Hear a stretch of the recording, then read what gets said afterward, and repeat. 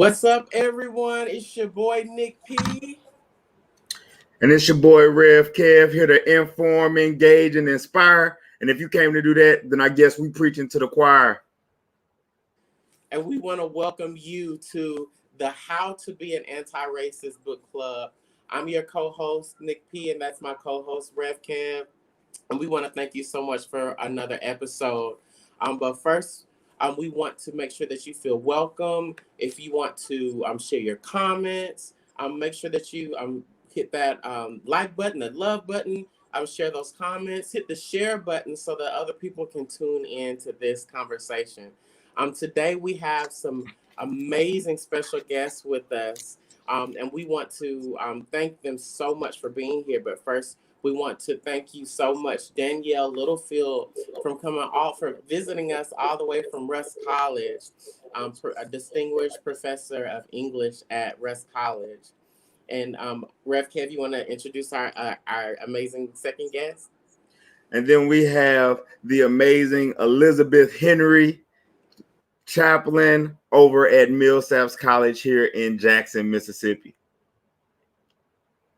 So shout out to everyone at Millsaps College and shout out to everyone at Rusk College. But also we want to shout out to all of our amazing co-hosts. First, we want to thank Gammon Theological at the Interdenominational Theological Center here in Atlanta, Georgia, my seminary, and also the alma mater of Rev Kev. And also we want to thank some other we want to make sure we want to make sure that we shout out Jackson State University, the Jackson State Wesley Foundation. I want to shout out Coupal United Methodist Church, where I'm the pastor at in Camden, Mississippi. We love you. Thank you for logging on. Scholars, drop your likes, drop your fire emojis in the chat.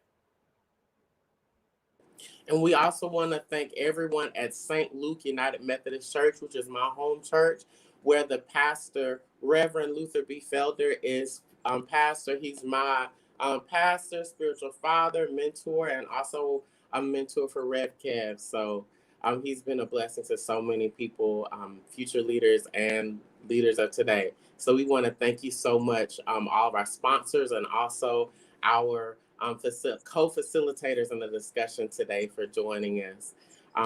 But before we continue on with today's chapter, we want to partake in a moment that we call the Sankofa moment. And if this is your first time tuning into the How to Be an Anti-Racist Book Club, Sankofa is a West African principle, which basically means to go back and fetch it. So as we're moving forward, we still want to continue to go back and fetch some of the things that happened in our past where God showed up, or you learned something in maybe in a book that you're reading that helps you to, it's so weird.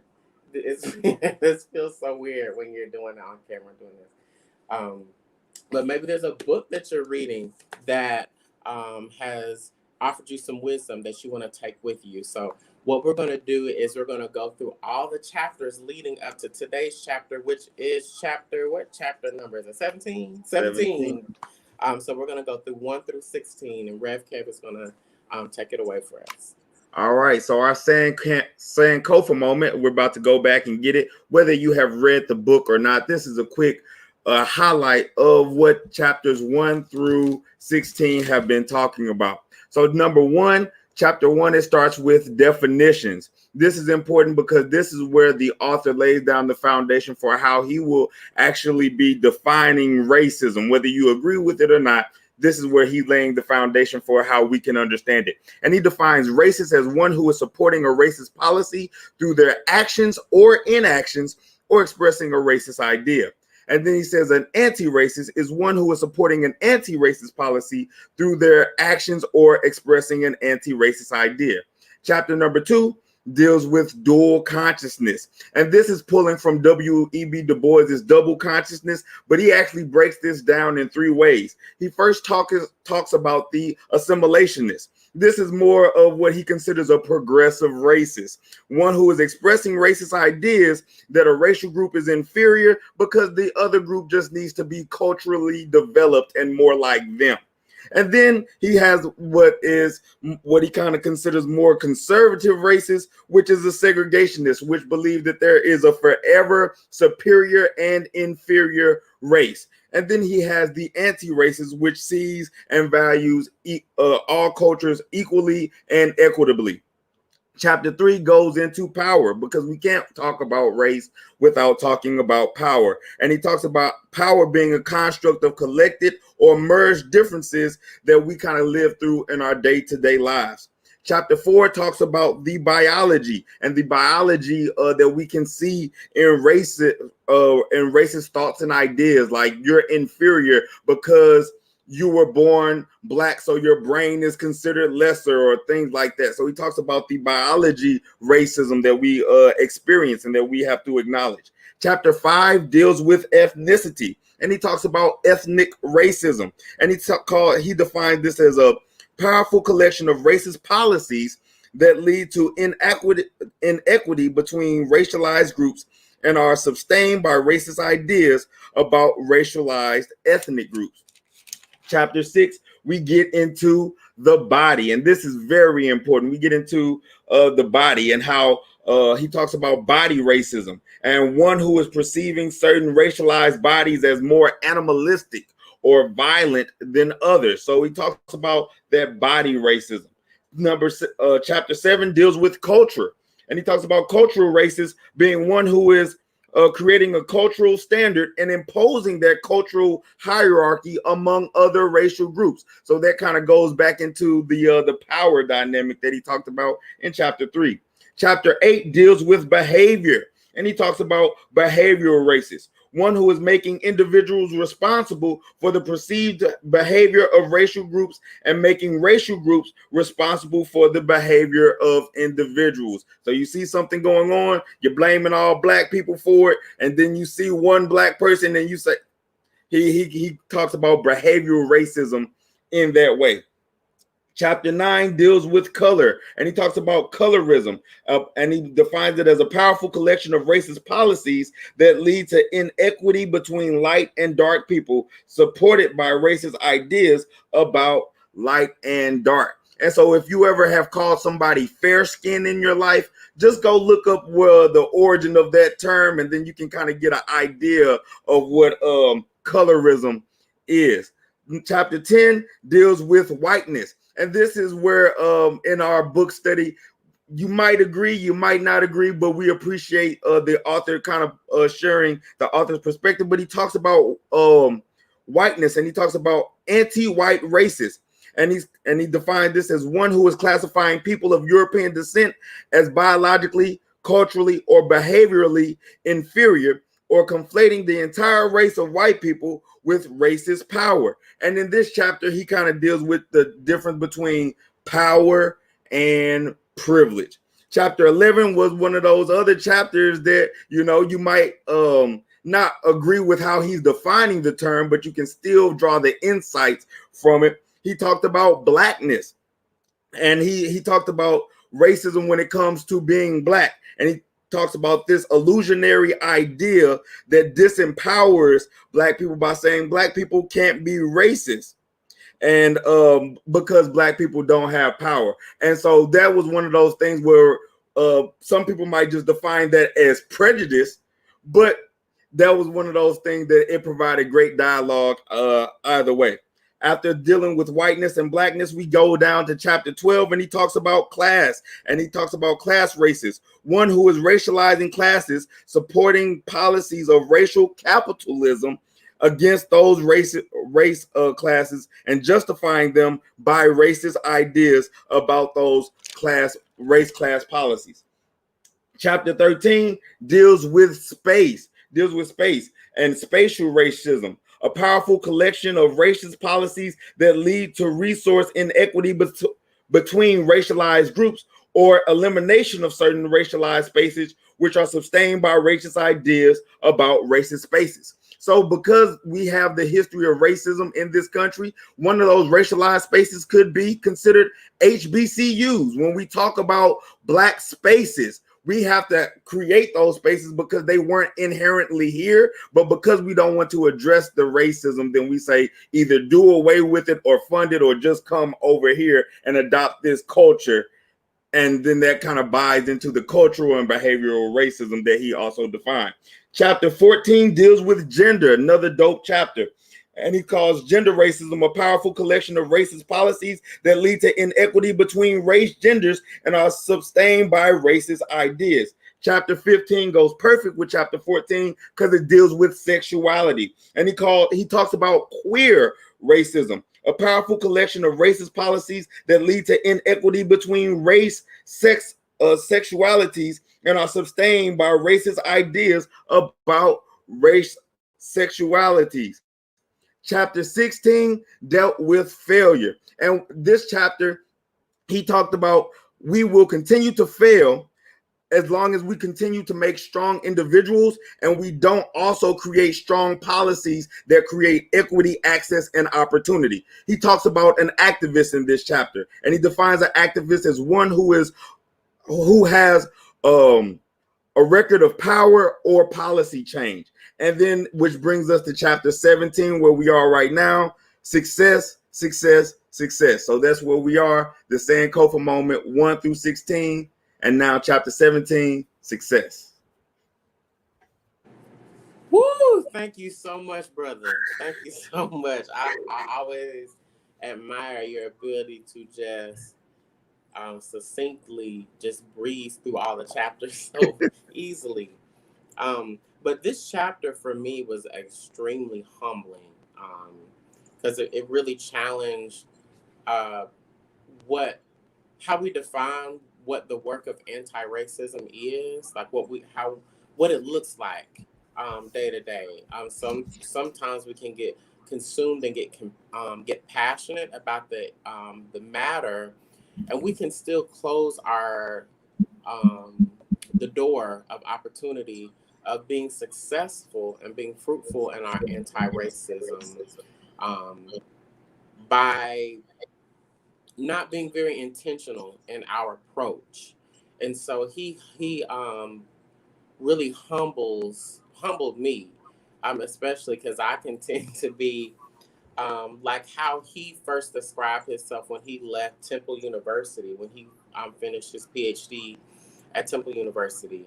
And he starts out the chapter by talking about a symposium of some nature that he was attending, and there was someone who made a comment about racism as being a disease. They were describing racism as a disease, and he confronted them by offering, well, isn't racism more like an organ, in the sense that the institution of racism is something that America needs in order to thrive.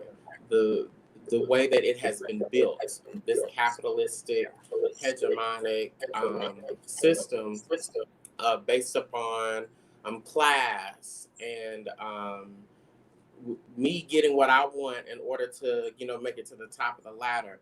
That system needs racism in order to thrive. That's what he was asserting. So isn't it not necessarily a disease?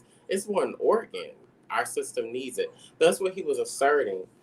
But he kind of actually experiences this moment of it's an introspective moment where he learns eventually that he really wasn't the intellectual that he really thought that he was. Even after getting a PhD, he was kind of closed off to ideas that didn't feel good initially to him. And he was very combative in his demeanor, even with an honest intention. Um, he talks about how we can we shop around for meanings and conceptions of racism that fit our own ideologies and self-identity, and we want to combat um, other notions that don't feel good initially to us, as opposed to being intellectually open to new ideas. But so what were you all's experience in maybe the chapter, or if you've ever experienced in your own personal circumstances, maybe talking with someone about the issue of racism, and how do you be successful in your engagement, your discourse about anti-racism, while still being open to new ideas? What were some of your experiences while reading this, or your own?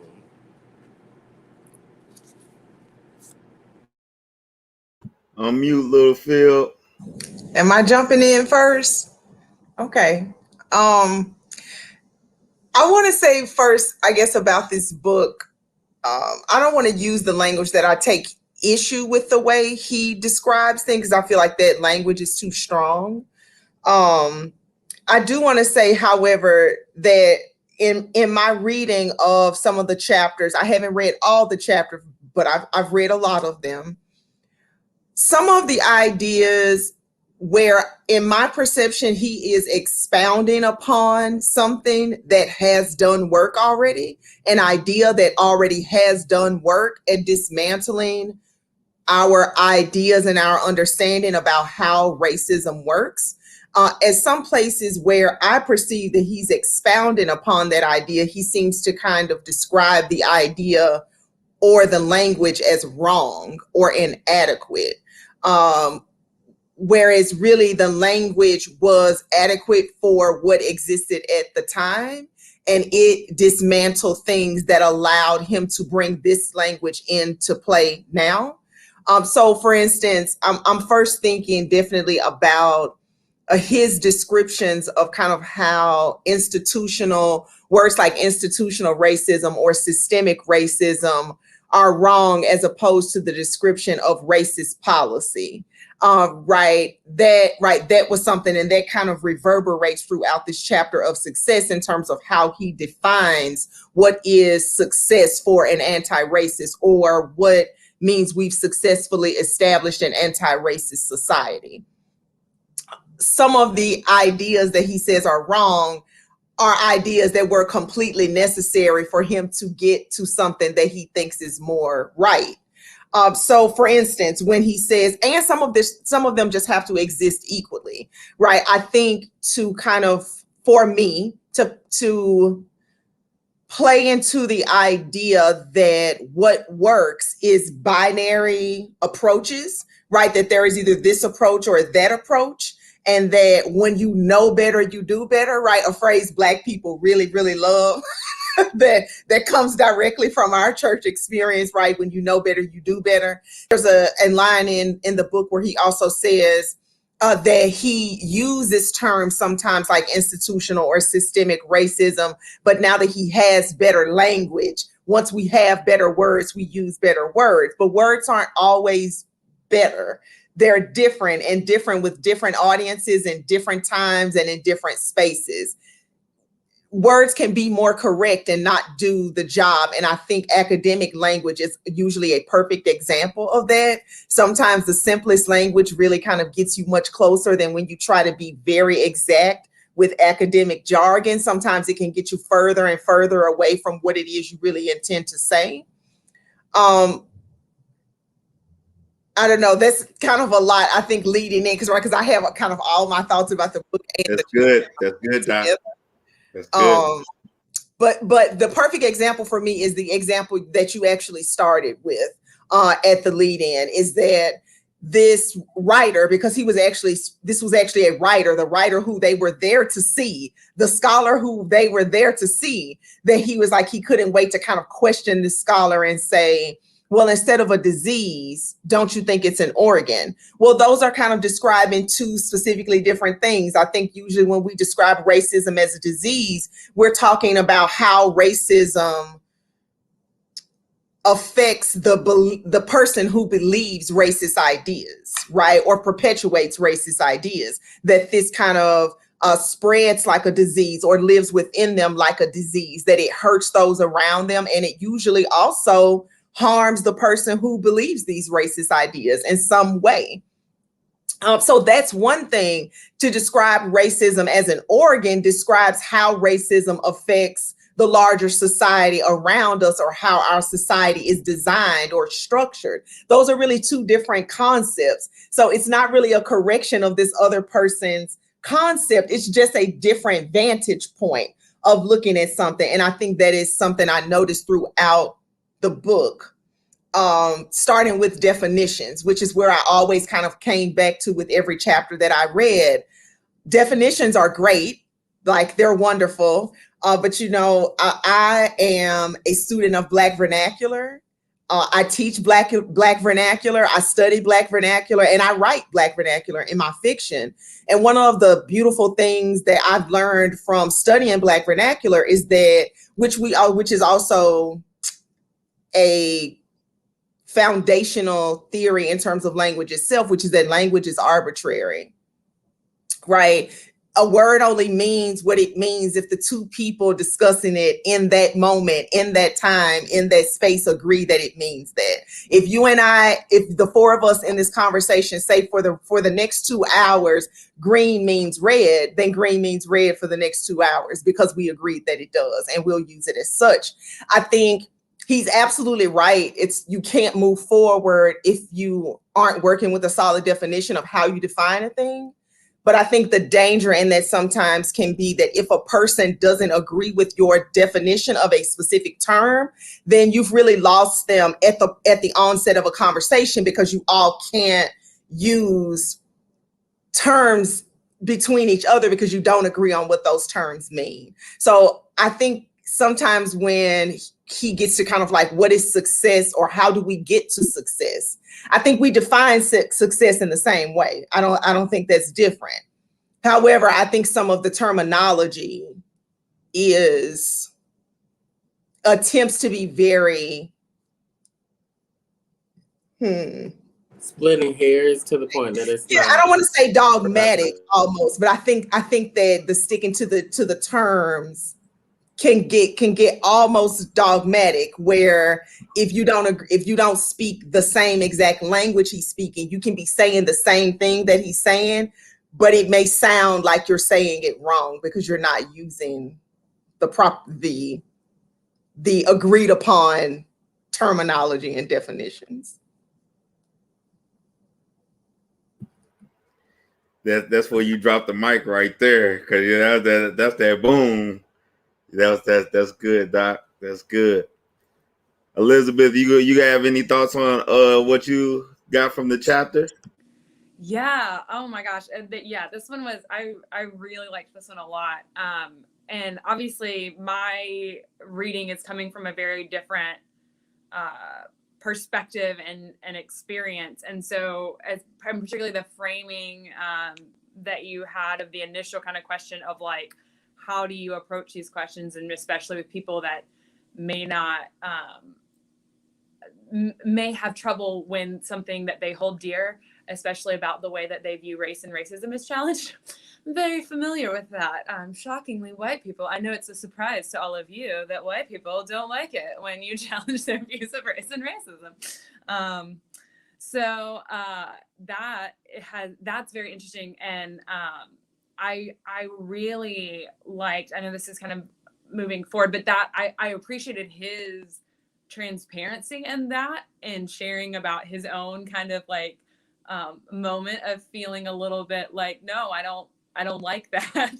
And kind of the way that he felt defensive about his own kind of dearly held, like, this is the way I've understood it, and I don't like feeling challenged on that.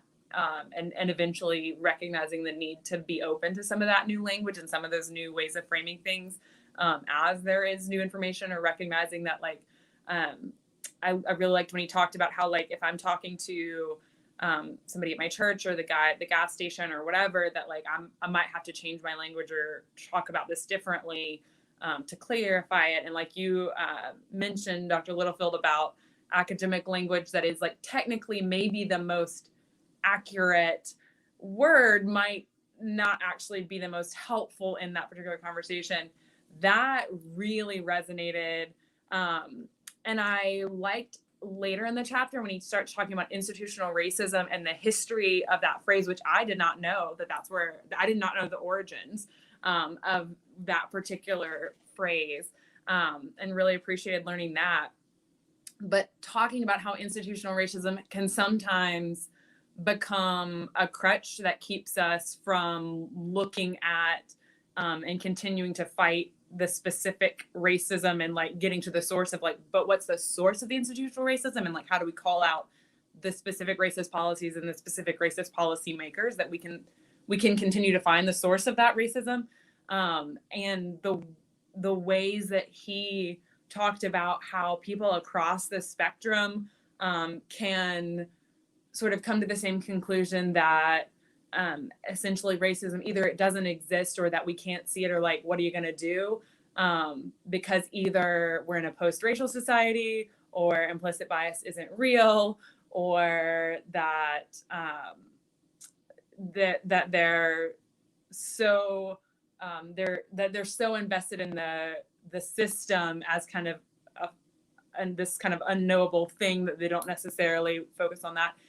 And that really struck me, that like white people really like to talk across the spectrum. They use different language. Like white church people often like to talk about racism as a sin, and like the sin of racism. God created all people equal in God's image. Like, absolutely will agree with you 100%. But the minute you start getting into specifics, gets dicey. And so, and especially on the, I mean, even on the far, much more conservative end, and progressive white people often like to talk to you about, like, you're absolutely right about institutional racism and this stuff in general. But if you start talking about my company or my place of business or my hiring practices or my, you know, my neighborhood that I live in, sorry, my lights in my office go off if I don't move enough. Those kinds of things, if you start asking me to change personally, I get very different. You know, it's like we don't like to get into the specifics. We like that kind of surface level, but the minute you start diving deep, so that is a very common thread that felt very familiar. And that needing to switch your language depending on the context and the audience was also extremely familiar. That I can't use words like privilege and implicit bias and institutional racism when I'm talking to particular conservative family members, but I can say the same things, and we can end up having a really good conversation where we do talk about those things and get to some really good moments of insight about those things. But if I use certain language that they code as political, liberal, Democrat, whatever, they're gone. But we can talk about it if I'm able to put it in their terms, right? Or vice versa, you know, or if I'm willing to put it in those terms as opposed to church language, I might be able to have that conversation with a different acquaintance or family member or whatever. So those were the two. That was kind of rambly, but those were the two kind of elements that really came to the surface for me. Can I jump in and just respond to one of those ideas? So specifically, right, one of the examples I was really thinking about that is in this chapter, right? The same way, right, institutional racism, absolutely, we see people every day kind of use it to say like, oh, it's this big, great thing that I can be against this great unknown system that nobody can find, as long as you don't try to get me to address anything specific. That kind of defense can also work the opposite way, right? One thing that I noticed is that first, institutional racism has to be pointed out for us to even recognize that there are specific policies to find in the first place. So without the idea of institutional or systemic racism, how do we even start to successfully point out all these individual policies? Because what happened before people believed in institutional and systemic racism is that you could point to 100 different policies and or policy makers who were racist, and they tried to defend them one by one, right? I always, because I like to liken things to bad boyfriends, so please don't be offended by my metaphor. It will always come back, right? But right, it's like a bad boyfriend or a bad girlfriend, right? where if you say, well, why did you do this one thing? Then they're going to explain all the details around that one thing. Well, why did you say this day? Well, that day I didn't feel good and you were doing this, and so I meant this. Well, why did you do this other thing on the third day? Well, that day I came in late and I didn't. But at the end of the day, what we're talking about is now there's a pattern of behavior. It doesn't matter if you can explain this day and explain this day and you have an explanation for this day or this time. Ultimately, the problem is that there is a pattern of behavior. And so you have to be able to do what works with what you are dealing with. If you're dealing with a racist or a racist policymaker who wants to use the defense of this specific policy is for this X, Y, and Z reason, well, then you've got to be able to point out the pattern that is created under different systems and institutions so that then they can't try to defend individual decisions and individual people's individual bad apples, right? Because that is something that we see all the time. It's not a systemic problem. It's about this one specific day. So now, okay, boom, I fixed that. So what's your complaint? And the bad boyfriend does that as well. Okay, I'm sorry for this day. Yeah, but there's a pattern of things that has happened. It's not about that one day. And with others, right, they're going to hide behind the systemic racism that they aren't individually a part of or have anything to do with. And you have to be able to point out to them the specific policies, the specific problems, the specific policymakers, and say, change that. I think we got to kind of take like the Bruce Lee approach to fighting this thing, right? I don't know if y'all know about Bruce Lee. I'm kind of obsessed with Bruce Lee, but Bruce Lee's theories about fighting was that, right, he preferred a sort of formless fighting that wasn't a specific style of fighting. It said you fight however you need to fight in the moment, that if you try to stick to one form of fighting, then you leave yourself vulnerable because your opponent can learn that system of fighting that you're using, can learn what works and like what are the weaknesses with it and fight you. And you're tied to a certain set of actions, right? Whereas kind of being able to go with the moment and defend yourself however you need to in the moment says, well, whatever arises, I'm going to address it the way I need to address that thing, no matter what the rules are, right? I'm going to address this thing in this moment. Okay, that's good. I think that's a powerful point. That's a powerful point. So first of all, anytime I have this conversation and it gets tense and somebody's like, no, I'm not racist, I'm gonna be like, no, yeah, you're a bad boyfriend, Professor Littlefield, period. You're a bad boyfriend. That's how we go. And I'm gonna be like, the days, I'm gonna get to going through the analogy, and you're gonna get, that was a great analogy. I understood like life. Racism, that's good, Doc. I gotta sit in on one of your classes, do an audit. This chapter, you almost can see like the flow of the book. Like the first couple chapters kind of seem kind of set in such a way to where like Littlefield was saying earlier, like you're already kind of talking about things that are documented. These last couple chapters, like for me, whiteness, blackness, failure, and then success, it's like this is like almost I'm trying to project what a better tomorrow looks like. And so I'm trying to do away. I'm not even trying to think about the old because I'm trying to create a new paradigm thing. Like, so it's almost like this still kind of wrestling. In chapter 17, he says, success for the anti-racist is a world where power and policy support equality of opportunity for all. And so like with that definition, with that definition for where he's trying to take us, it made me kind of think about like the definitions are important, but most importantly, why are we having this conversation? Where are we going with this? Because a lot of times we can have nice conversation, but what is the direct action? And so whether so how do we define things? How are we mobilizing around these things? And then also what is the momentum behind the things that we're mobilizing around? Because when I think about like let's call out the church, right? you have a lot of black people who have issue with Christianity, and rightfully so. And that's because of the institutionalized racism. And we might say a blanket statement like Jesus loves all, Jesus justifies all, and things like that. But then when we look at the policy, even in the more progressive institutions, let's look at the theological catch-22, which said you had to baptize your slaves. And then, but the law said if you baptize somebody and they are a Christian now, that you need to free them.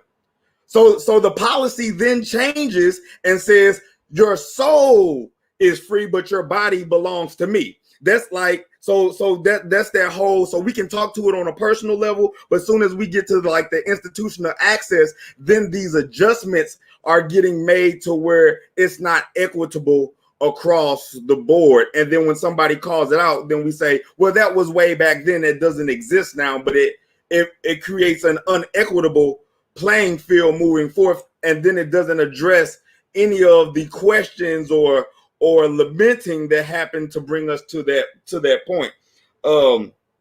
So I also appreciated this chapter in that it shows him kind of like wrestling, like it's okay to wrestle, but you have to still do the work.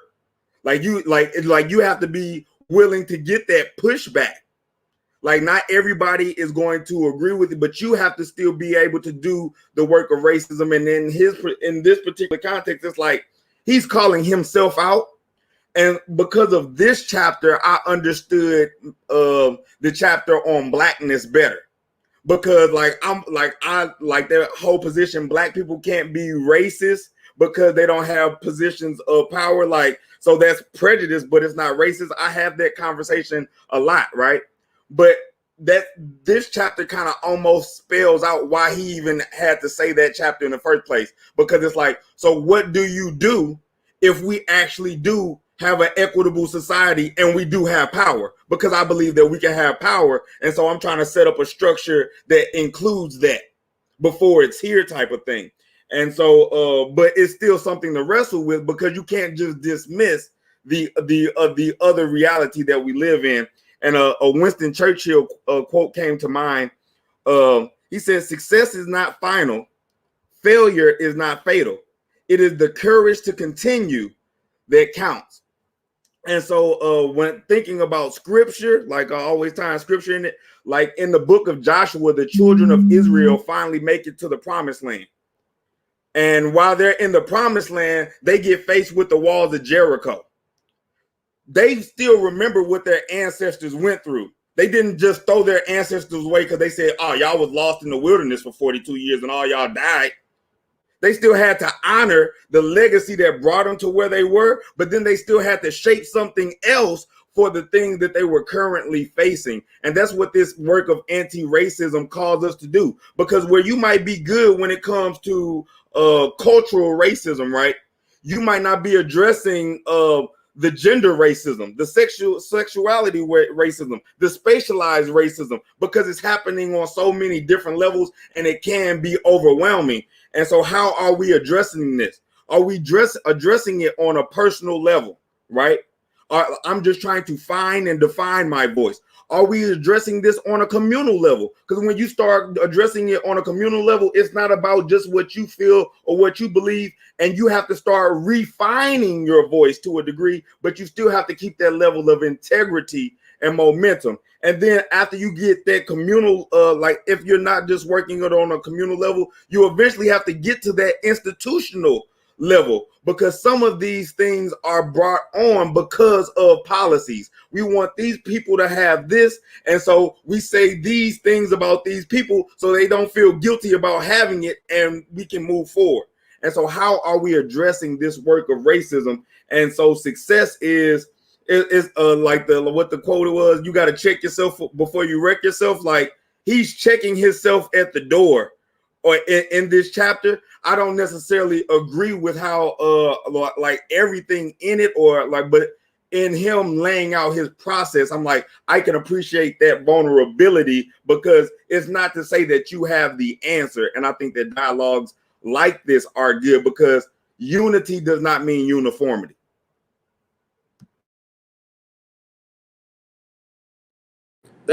I think that's a great point. That echoes why this particular chapter was mind blowing for me. Very humbling for me. Um, it really caused me to do like what you said, Daniel, to not well, I don't know why I keep saying Daniel. I'm sorry, Danielle. um, but it caused me to even check like how I define terms and not split hairs on how I define it, and also always be listening for how the other person is defining it, and allow language to be recontextualized from person to person, from context to context. But even bearing that in mind, um, his language on page 221, it's two paragraphs that I want to share with our viewers. It's on page 221. These particular two paragraphs really were mind blowing for me. Um, he says, starting in the second paragraph, he says, the construct of covert institutional racism opens American eyes to racism and, ironically, closes them too. Separating the overt, which means open, individual from the covert institutional veils the specific policy choices that cause racial inequities. Policies made by specific people, like what you were saying, Danielle. Covering up the specific policies and policymakers prevents us from identifying and replacing the specific policies, replacing the specific policies and policymakers. We become unconscious to racist policymakers and policies as we lash out angrily at the abstract boogeyman of the system.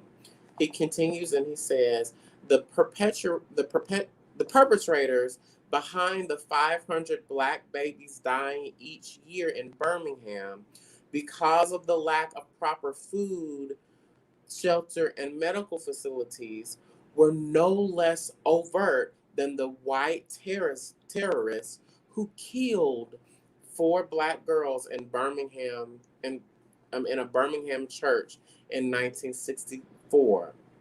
In the way investigators can figure out, listen, in the way investigators can figure out exactly who those church bombers were, investigators can figure out exactly what policies have caused 500 black babies to die each year and exactly who put those policies in place. In the way people have learned to see racist abuse coming out of the mouths of individual races, people can learn to see racial inequities emerging from racist policies. All forms of racism are overt. If our anti-racist eyes are open to seeing racist policy and racial inequity. And one more sentence, he says, but we do not see. Our eyes have been closed by racist ideas and the the unacknowledged bond between the institutional anti-racist and the post-racialist. So that really it's humbling because so often we'll get swept away in rhetoric that is like the system or systemic, this, and we don't have to do like what you were saying, Elizabeth. We don't have to really kind of look either introspectively. What am I doing to perpetuate racism? What am I not doing that perpetuates racism? How's my silence perpetuating it? Um, and so we don't want to look introspectively. We don't want to do the work of researching where it was. We don't want to read the books. We don't want to attend the book clubs and engage in that specific dialogue. Um, and I'm really, so that leads me to this question that I wanted to ask you, Elizabeth. Um, this is probably one of the most burning questions of my entire lifetime. But what are some terms that people, so let's just, we're not conflating all white people to this particular mindset, but what are some terms that, especially in white fragility, that white people may regard as less divisive? Because you were saying that it may be different because you're a white woman speaking to other white people. Um, they may expect pro-blackness or whatever from me as a black man. But what are some words that you would use, just so, to give us some context, that would allow people who automatically think that my life matters as political? What are some words that you would, that makes sense? Yeah, no, that makes total sense. And yeah, and I will just say too that I think one of the things that I just want to name is that I do think for the white folks watching that it is one of the things that's super essential for the work of anti-racism, that, and I've heard y'all say and other folks in similar conversations say, is that I think it's really important for us as white people seeking to be anti-racist to be willing to have these conversations in white spaces, and especially in white spaces where there may not be any black people or other people of color, because I mean, we know that white people have their guard down more and will say things in front of other white people that they won't say when there are black people or other people of color in the room, and will be more honest about views that they might hold, and will say some crazy things that you didn't know that they believed, that they just might not say. And it just is inherently more exhausting to have to defend your own humanity than it is to talk about racism as a concept when it's not your own life that you're having to defend. So I just want to name that and acknowledge that as well. And yeah, I mean, I think I loved the Bruce Lee example, Dr. Littlefold, that you used about like being willing to adapt to like whatever context you find yourself in. And I do think that definitely matters. I will say the word privilege sets more white folks that I know off. I think it conjures for people like this idea of like wealth or something. I don't know. It's like they think of it as sunshine and rainbows and money and like bonuses, as opposed to a lack of extra hard stuff. You know, like it's like they can't understand it. So instead, I especially if I can tell that a person is I mean, I generally, unless I'm really confident or they use the word first, I just don't say privilege or white privilege. I talk about how, you know, I just have never had to worry about my safety as a white person. And like, I talk about what I've never had to be afraid of, and about how I've never had to worry about surviving a traffic stop, or I've never had to be afraid that a bank wouldn't give me a loan because of the color of my skin. So I try to frame privilege more as a like an invisible, almost like something that's like you may not have ever even noticed it because it's the kind of stuff that we don't have to think about. Like it's more of like an extra load that we don't have to carry around. It doesn't mean that you didn't work hard. It doesn't mean that you didn't have, you know, do a lot of great things. It doesn't mean that you're not smart and strong and great and all those things, you know, but it does mean that you didn't have all of these extra barriers added to you and that the system wasn't stacked against you because of the color of your skin. So that's one of the, I would say that's one of the things. I think that's good in that as you like, because definitions, words can mean certain things, like what you just did was, I'm going to give you an example of it. And now we can go back and say, so this is what people mean when they're saying privilege. They might not be saying that you didn't work hard. The fact that you didn't have to think about that, that's what some people could be defining as privilege. And when you have conversations like that, individuation starts happening. So like the more, if we have these conversations habitually, right, then we can start recognizing the stereotypes, the biases that we're bringing. But then it's almost like being bilingual. It's like, oh, I can recognize that this is the spirit of what you're talking about. We define that differently. Mm-hmm. But we're still responsible for the policy, because we get caught up in, I don't define it that way, but we never address the policy. And it's like, yeah, I don't know about reparations though. That's what I like about what you said too, because I think oftentimes, not that I'm not saying anything is wrong existentially with saying the word privilege, because I say privilege and I'm still gonna say privilege because I'm gonna say it. But I think the thing is, I think oftentimes that, well, I do, and the head and the fist with it too. But I think oftentimes is we hide behind those buzzwords, and so many people, they can't articulate what that word means for them. So if they say the system, okay, what do you mean by that? What are some lived experience? What are some examples? What is something that you've read? What is something like they can't move beyond? Man, I'm fighting the system, or they can't move beyond that. Not saying that there's something wrong with saying the system. It's just, I think what you are saying, Elizabeth, it helps us to kind of give more language. And it gives us the dexterity, like what you were saying, Danielle. We have more ways to maneuver other than just one word. We have a different way to say the same thing, but in different ways. But I do also want to name that, like, white people should be grown up. Like, when you're talking to a white adult, they should act like an adult. Like, like the fact that we're having, like, I understand the realities. I understand that, like, if we want it to be effective, there's a certain amount of translation and like all of that too. And so I'm happy and fine to do that. But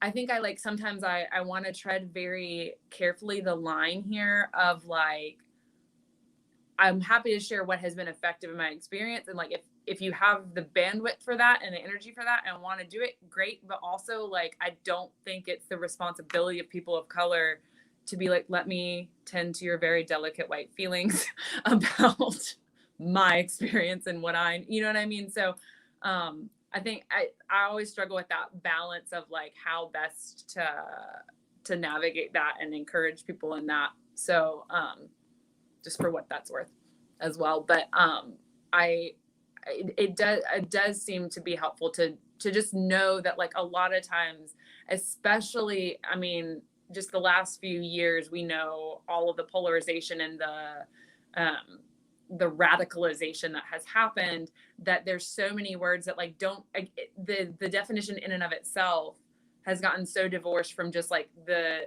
fact that the word itself is felt to align with a certain side, and that if it feels at all liberal, it'll shut some people down. And so I in that case, sometimes I'll try to kind of describe when da da da like, or have you ever felt like da da da, and try to describe a feeling or a scenario that might feel somewhat similar, or that, like, is, how you've never had to deal with whatever, and kind of try to bring it in that way, or share a story, like, if someone has given me permission to tell a story, share that experience, kind of a thing, but only ever do that obviously with permission. So that kind of thing, and just making those human connections as much as possible. But again, like, as Dr. Littlefield said, it's just that Bruce Lee thing of, like, you gotta kind of go with whatever the person seems to be responding to. Daniel, I feel you gotta. I'm feeling it in the spirit. In the spirit, I'm feeling it. Well, I mean, it just kind of reiterates the thing I was saying before, right? I think a lot of this, and a lot of academic work, period, because this is not specific to this book, right? The ways that we use academic language tends to assume everybody cares about denotations, right? As opposed to connotations. right? Only academics and smarty pants care about denotations and what we know a word actually means on paper. People in regular life care how a word makes them feel. They care what they think a word is associated with. They respond to connotations. They don't care what Webster's dictionary says a word means. If I call a person illiterate, they don't hear you can't read and write a specific language, which is what illiterate means. For instance, you could be highly literate in French and Spanish and move here and be illiterate in America, right? Because you aren't fluent in the language of the land. But if I call a person illiterate, they're not hearing this kind of very specific denotation. That's not what they're hearing. They're hearing, I'm dumb, I'm stupid, I can't learn. That's what they're hearing. They're hearing an insult. It doesn't matter what the word is specifically supposed to mean. When a word like privilege is a highly charged word. And often, and this gets us back to, I think, that kind of idea of pattern of behavior and the totality of policies, because some policies, some systemic racism occurs through a combination of seemingly non-racist policies that combined create racist outcomes, right?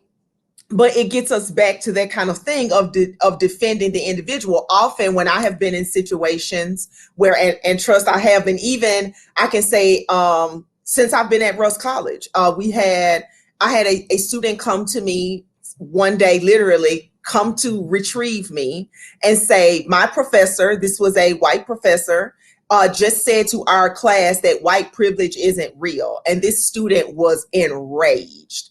The student came to find me. Apparently other students in class were really upset, and some of them decided for whatever reason, let's go get Miss Littlefield. And so that conversation turned into what I've heard a lot when I have discussed this idea in mixed company, and white individual people, what their normal defense is, my individual life doesn't feel privileged. I had this bad thing happen to me when I was 8 and my parents weren't together and I was poor and I didn't go to an Ivy League college. And you know what I mean? It kind of comes down to what they think their individual hardships are or have been. And I have to say to them, well, Black people actually had all those things happen too, but they were Black during it. So like your individual suffering doesn't somehow negate this pattern of who seems to be suffering more at all times throughout history across the globe, not in just this one place, not in just this one school, not in just this one neighborhood, not in this one city or this one state, not in this one country, across the globe, across time. So I think it still kind of comes back to that, those kind of ideas that definitions are great, but language really kind of has to be able to move in the way it needs to move, depending upon the circumstance and the audience. Right. It's great, like I said, for an academic conversation in which everybody is going to be smarty pants and say, these are the definitions we're working with, and we're going to use them accordingly because we are smart and we have academic integrity. And the whole rest of society, which does not care about that in any way whatsoever, right? I think that's it for now. There is something that I want to say that I think it'll come back around as we continue.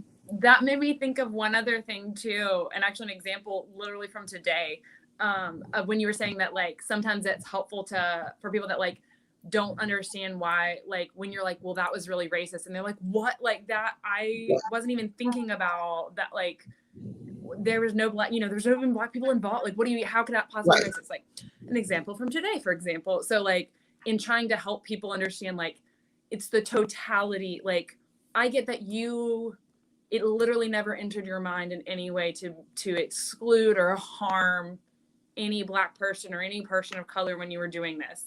However, I'm going to give you an outline. And let's see if we can connect the dots. So my high school, which I'm not going to name, but my high school is a high school in Mississippi that was founded just conveniently around a certain time period when schools were integrated. Not the exact year, but around then. And that my high school recently threw a reunion, a multi-year, like within the last week, through a reunion of lots and lots and lots of different years, invited a whole bunch of people to come back through an indoor, unmasked, not at all COVID safe reunion like this weekend. And not only did they do this with a lot of people, they filmed it and did a highly produced video that they sent out very proudly and publicly to everyone, and like alumni and everyone was like, look at the great time everybody had dancing and drinking and enjoying being from high school. And in the video, it is 100% white students, and there is one Black person who's the only person of color in the entire video. He is the bartender. He is one of 3 people wearing a mask, and he is, the other 2 are also staff members. So it's like the only people wearing masks are people that had no choice about whether or not they wanted to be exposed to the unmasked drunken people who are getting all in their personal space. And so I wrote an email before we hopped on this call to administrators at the high school and said, hi, high school. I just wanted to check in. And in the video that you sent us, I just wanted to note that for our high school, which was founded during school integration as a private institution, which has historically catered to and been mostly composed of white students and catered to white students and families, which has only ever had a handful of Black teachers or teachers of color of any kind, and I don't think ever had any Black administrators, and which continues to benefit from being associated with segregation academies. For us to host an all-white party during a pandemic in which the only person of color didn't have a choice to be there, was a member of the staff who was forced to be there and be drunkenly breathed upon by people who were not masked during a global crisis. When, fun fact, the theme was literally casino night, so we're now gambling with his health, feels super duper racist. Could we not? And also worth noting that I do know that you did invite everyone in those classes, and apparently not a single Black person or person of color felt comfortable or safe returning to school to come to your party. So like, do you see that perhaps you are not creating a safe environment for anyone but white people at the high school? So we did a little show and tell of like, it's not, I get that you send an email to everyone equally and it's just super fun and we just used a catering company and what's the problem? But this is a racist event that like, it's not an okay thing to do. So I have no idea how that will be received. I can't say that that's a good way to approach it, but I just like, that's the kind of thing that I think very often institutional racism becomes a way to invisibilize some of that kind of stuff, that it's like we just ignore that history. And this particular school, because it wasn't founded the year that integration happened, it was like a couple years before, doesn't even won't acknowledge that history. You know, there's a lot of that kind of stuff, but there's just it's a lot of that bad boyfriend. All of it is like, well, that was because of this. Well, it's mostly white students because of this. Well, that's because of this. But if you make a list for them of the habits, it starts to be a little more helpful, I think. So, yeah, I'm not sure that the tone was helpful, but we tried. I think in response to, I think one of the things that is just like very helpful and that I know I have absolutely said to people, you know, as a Black professional in academia, I have definitely dealt with my share of white microaggression and institutional racism. And one of the things that I've said in some of these interactions, which is the same I would say to the bad boyfriend, right, is that at a point, it's not about your intentions, it's about the outcome of your actions. And so what we come down to is it really doesn't matter if on Monday you didn't intend to do this, and on Tuesday you only intended to do this, and on Wednesday you only intended this, but this happened. Ultimately, the outcome seems to always be something that harms me. Therefore, this X, Y, and Z, right? This is a problem that must be addressed in this way, right? And I think the same goes. I think this book was very interesting to me because when I first heard the title and I started to see, promotion for the book, my first thought was, well, that's interesting. That's like a whole book dedicated to teach white people how to not be racist, because that was my thinking. And I was very glad to see that is not actually what this book is. I think one of the greatest concepts that is housed in this book, I don't think it is only exists in this book, but it is absolutely housed as a fundamental principle in what he espouses here, is that there is not an option to be a non-racist or to be neutral in any way in the fight against racism. Either you are kind of participating in racism, whether you mean to or not, or you are an anti-racist. Now, I get a little on the fence when we start to discuss Black people in terms of racism, not because I think only white people can be racist, but I do think that because Black people that racism is defined by how we define Blackness in the first place, I think already kind of puts it in a different space in terms of that kind of conversation. But still, I think just that kind of concept that you have to be an anti-racist, that you have to be proactive about dismantling racism, which, like I said, is interesting because I think that is a direct response to Black critical race theorists having done the work of pointing out patterns in policy, pointing out systemic and institutional racism. The inclination has to be to dig deeper, right? That when we hear something like institutional racism, systemic racism, and we start to understand that as a pattern, then we stop and then start to look at the individual policies, the individual policy makers, and the totality of how a set of policies together can create a racist outcome, right? How they perpetuate racist outcomes every day, because all of them, we can't find the one policy or the one policy maker that made this happen, because it's a combination of, a combination of policies that create an outcome. We can't hear you. Can you hear me now? All right. It's kind of doing a lot of stuff. My computer does crazy things if I talk about race too long.